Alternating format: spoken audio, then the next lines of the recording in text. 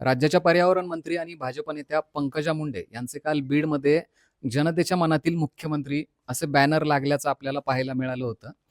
हे बॅनर त्यांच्या एका कार्यकर्त्याने लावलं होतं. पण कार्यकर्त्यांचं हे प्रेम पंकजा मुंडे यांच्या राजकीय उत्कर्षाच्या आड येऊ शकतं का? अशी चर्चा आता राजकीय वर्तुळात व्यक्त केली जाते.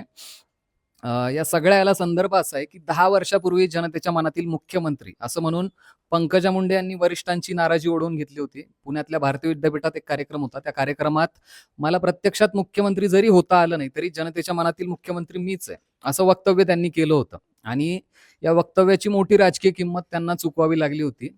अ, कारण भाजप हा एक शिस्तबद्ध पक्ष म्हणून ओळखला जातो आणि त्यावेळेला देवेंद्र फडणवीस मुख्यमंत्री होते. त्यामुळे हे वक्तव्य त्यांच्यासाठी मोठं अडचणीचं ठरलं होतं. त्यानंतर अ, ज्यावेळेला त्यांनी हे वक्तव्य केलं त्यानंतर त्यांच्याकडून महत्त्वाचं खातं काढून घेतलं. ते राम शिंदे यांच्याकडे दिलं गेलं. त्यानंतर 29 सप्टेंबर 2019 रोजी दसरा मेळाव्यात अमित शहा समोर त्यांच्या समर्थकांनी अशाच प्रकारच्या घोषणा दिल्या होत्या. त्यामुळे पंकजा मुंडे यांची मोठी अडचण झाली होती. आणि या घोषणाबाजीमुळे भाजपचे वरिष्ठ नेते ते नाराज झाले होते. त्यानंतर पंकजा मुंडे यांनी एक पत्रकार परिषद घेऊन मी कधीही मुख्यमंत्री पदावर दावा केला नाही. पक्षाची शिस्त आणि परंपरा आपल्याला चांगल्या पद्धतीची माहिती आहे.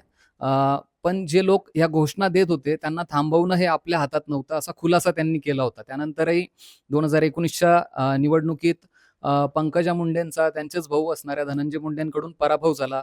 त्यानंतर जनतेने मला स्वीकारलं नाही अशी कबुली खुद्द त्यांनी दिली होती. धनंजय मुंडे यांच्याकडून जो पराभव झाला त्यानंतर राज्यातल्या काय तर जिल्ह्यातल्याही राजकीय वर्तुळातून पंकजा मुंडे आपल्याला बॅकफुटवर गेलेल्या पाहायला मिळाल्या होत्या. विधान परिषद असेल, राज्यसभेच्याही अनेक संधी होत्या.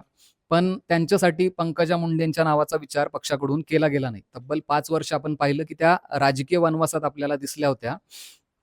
कारण मुख्यमंत्री पदाचं जे हे एक विधान होतं ते त्यांना चांगलंच भोवलं होतं. त्यामुळे स्वतःच्या पक्षातील लोकांसोबतच विरोधी पक्षातल्या लोकांनीही याचा पुरेपूर वापर हा मुंडेंविरोधात केला होता.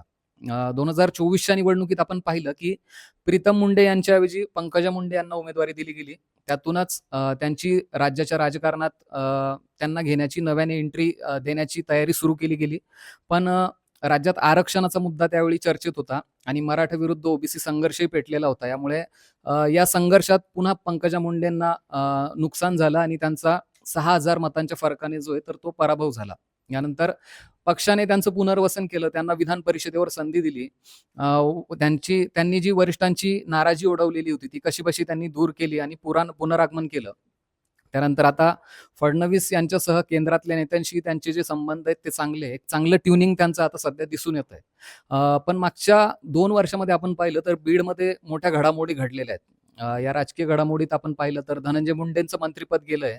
त्यामुळे भाजपने पंकजा मुंडेंना सध्या तरी पाठबळ दिलंय. त्यामुळे थोडक्यात तरी पंकजा मुंडे यांचं सध्या राजकीय परिस्थिती बरी आहे असं आपण म्हणू शकतो. पण असं असतानाच आता त्यांच्या कार्यकर्त्यांनी काल बॅनरबाजी केली आणि जनतेच्या मनातील मुख्यमंत्री असा उल्लेख केलाय. त्यामुळे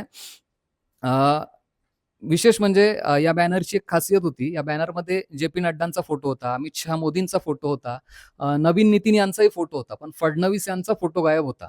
त्यामुळे आता हे बॅनर जे तर ते चर्चेत आलं होतं. त्यामुळे आता एकदा त्यांना ह्या अशा घटनेचा फटका बसलेला आहे. पण आता दुसऱ्यांदा त्यांनी अशी बॅनरबाजी कोणाला तरी करायला लावणं किंवा अशी कोणीतरी मुद्दाम करवणं हे अवघड आहे. त्यामुळे त्यांनी तरी कार्यकर्त्याला सांगितलं असेल अशी शक्यता कमी आहे. मग आता हा खोडसाळपणा कोण करतंय किंवा हा प्रकार जो नेमका काय झाला, तो काय होता, किंवा कोणीतरी त्यांना अडचणीत टाकण्याचा प्रयत्न होतोय का, अशी चर्चा आता सगळीकडे राजकीय वर्तुळात रंगलेली आहे. तर एकंदरीतच या सगळ्या घडामोडीवर तुम्हाला काय वाटतं ते आम्हाला कमेंट करून नक्की सांगा आणि असेच व्हिडिओ पाहायचे असतील तर सरकारनं आम्हाला सबस्क्राईब करायला विसरू नका.